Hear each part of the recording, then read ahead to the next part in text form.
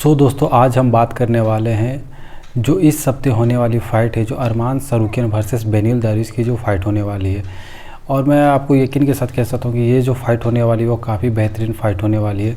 भले दोनों फाइटर का नाम उतना नहीं हो, यूएफसी में सुपरस्टार नहीं हो डेना वाइट की नज़र में, लेकिन आप यकीन मानिए कि दोनों फाइटर काफ़ी बेहतरीन है। या फिर स्ट्राइकिंग की बात कर लीजिए या फिर ग्रिपलिंग की बात कर लीजिए, दोनों फाइटर बहुत ही बेहतरीन है। अगर हम अरमान सरूकियन की बात करते हैं तो उसने, आपको याद होगा कि उसने शॉर्ट नोटिस पे इस्लाम माखजा से फ़ाइट किया था और काफ़ी टफ फाइट दिया था। तो इससे पता चलता है कि अरमान सरूकियन कितना बेहतरीन फ़ाइटर है। और उसकी जो लॉस हुई है यूएफसी में, आई थिंक 2 हुई है, एक इस्लाम माखजा के खिलाफ हुई, एक मैथ्यूस गैमरेट के खिलाफ हुई है।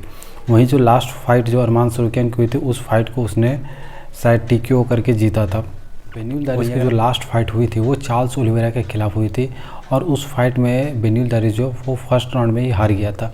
और बेनिल दारिस का कहना था कि वो इस फाइट में उतरने से पहले एक चीज़ कहा था कि मैं चाहता हूँ कि इस फाइट में मैं काम एंड कंपोज रह के फ़ाइट करूँ, लेकिन ऐसा हुआ नहीं, क्योंकि चार्ल्स ओलिवेरा जो है वो जब फाइट करता है तो वो इतना एग्रेसिव होकर फाइट करता है कि वो अपने ओपोनेंट को समझने का मौका ही नहीं देता है कि वो किस तरीके से फ़ाइट करेगा। इनफैक्ट चार्ल्स ओलिवेरा वो इस तरीके से फ़ाइट करता है कि उसे फ़र्क नहीं पड़ता है कि वो टाइटल डिफेंस के लिए फ़ाइट कर रहा है या टाइटल विन के लिए फ़ाइट कर रहा है, तो वो इस तरीके से फ़ाइट करता है। और इसी कारण से आपने देखा होगा कि बेनिल दारिस को फर्स्ट राउंड में ही टीके होकर के हरा दिया। वहीं अगर आप बात करते हैं तो अरमान सरूकियन अरमान सरूकियन की जो एक लॉस हुई है वो मैथ्यूस गैमरेट के खिलाफ हुई है। वहीं अगर हम बेनिल दारिस की बात करते हैं तो बेनिल दारिस जो है वो मैथ्यूस गैमरेट को हरा चुका है। तो कहीं ना कहीं आप इससे एक चीज़ अंदाज़ा लगा सकते हैं कि बेनिल दारिस को कम नहीं आंका जा सकता इस फाइट में।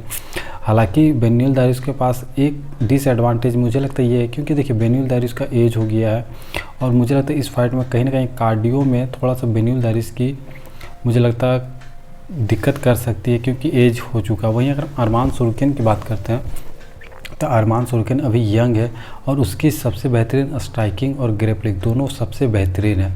अगर हम इस फाइट में बात करते हैं कि किसकी जीतने के चांस ज़्यादा हैं, तो अगर देखिए ये फाइट जीतने के चांस की अगर मैं बात करता हूँ तो मुझे ऐसा लगता है कि अरमान सरूकियन का फाइट जीतने का चांस ज़्यादा है।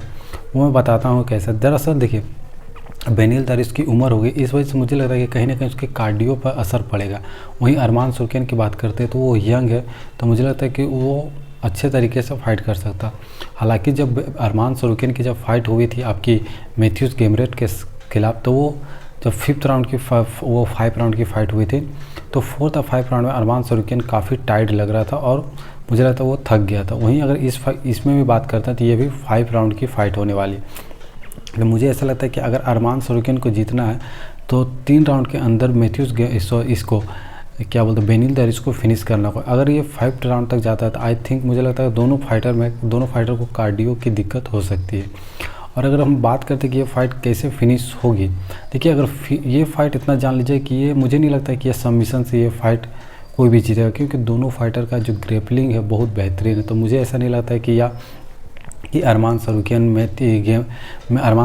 जो है वो बेनिल दारिस को सबमिट कर सकते हैं, या फिर क्या होता है बेनिल दारिस अरमान सरूकियन को सबमिट कर सकते हैं, क्योंकि दोनों फाइटर का जो क्या वो ग्रेपलिंग है वो काफ़ी बेहतरीन है। अगर हम स्ट्राइकिंग की बात करते हैं तो यहाँ पर मुझे लगता है कि अरमान सरूकियन जो वो बेनिल दारिस को नॉकआउट कर सकता है। अगर बेनिल दारिस को हराना है तो उसे आप नॉकआउट के थ्रू ही हरा सकते हैं, सबमिशन के खिलाफ मुझे नहीं लगता है कि आप उसे हरा सकते हैं।